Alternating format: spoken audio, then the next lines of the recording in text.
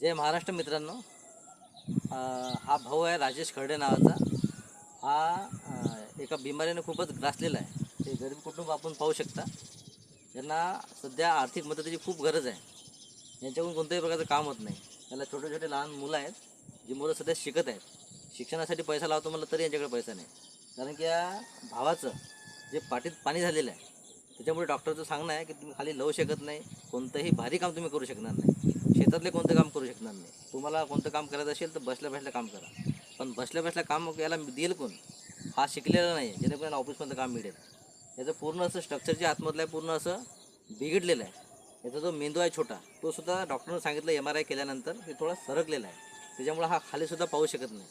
हा खूपच आतमधून अशक्त झालेला आहे. याला खूपच आर्थिक मदतीची गरज आहे.